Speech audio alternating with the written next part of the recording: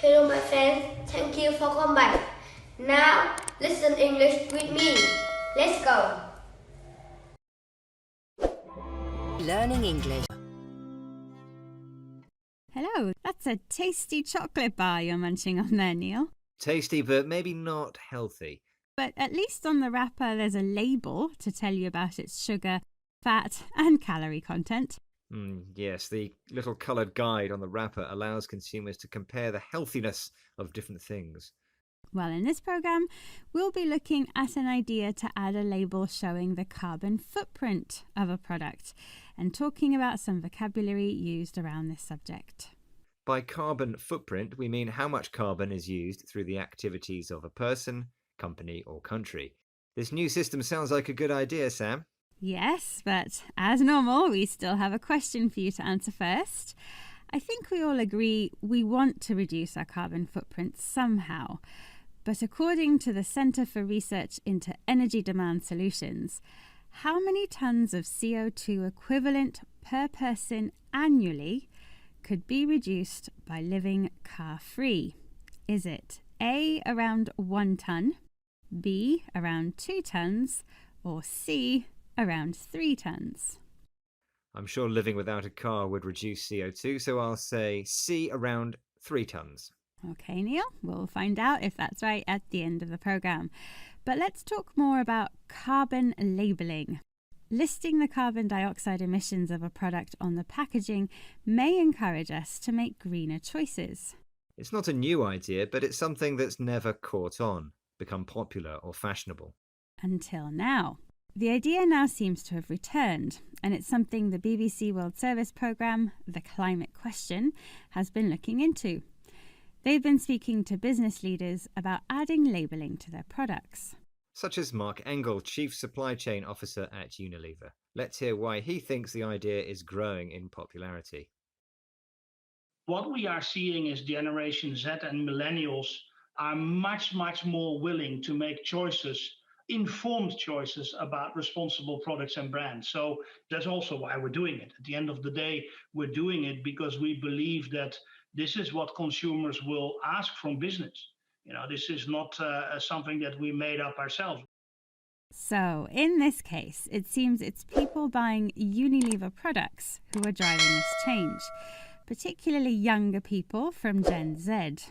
So, people born towards the end of the 20th century or the beginning of the 21st century, or slightly older millennials. They want to make informed choices about what they buy, so making decisions based on good and accurate information.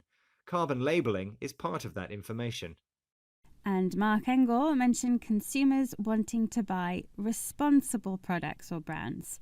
Here that means trusted or reliable with less environmental impact. That all makes sense, and it's why Unilever recently announced it's committed to putting carbon footprint information on 70,000 products. The Climate Question programme also spoke to Dr. Zaina Gedema-Cook, an expert in supply chain management at Northumbria University. What does she call measuring a product's carbon footprint? The problem with footprinting is it's almost impossible to include the consumption stage associated with the consumer because we all deal with the products that we purchase and dispose of differently. So it's very difficult to include that. So farm to fork calculations tend to really be farm to retail shelf calculations of carbon footprint loadings. So Dr. Zaina Gedema-Cook describes the measurement of a product's carbon footprint as footprinting. And this, she says, is difficult to measure because we don't know what people do with the stuff after they have bought it. Yes, so for example, a carbon label might show an estimate of the carbon footprint of milk from the cow to the consumer, what Dr. Zaina Gedema-Cook calls farm to fork. But after it leaves the supermarket shelf, we don't know how efficiently it's stored, how much is wasted, and what happens to the packaging. It's all food for thought, something to think seriously about. And Sam, what do you think about my answer to your question earlier? Aha, yes. I asked you, according to the Centre for Research into Energy Demand Solutions, how many tonnes of CO2 equivalent per person annually could be reduced by living car-free. And I said around 3 tons. Which was actually a bit too much.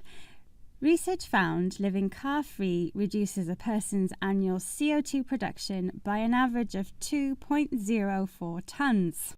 Anyway, let's briefly recap some of the vocabulary we've mentioned today. Yes, we've been talking about measuring our carbon footprint. That's how much carbon is used through the activities of a person, company or country. And footprinting is an informal way of saying measuring the carbon footprint of something. When something has caught on, it means it has become popular or fashionable.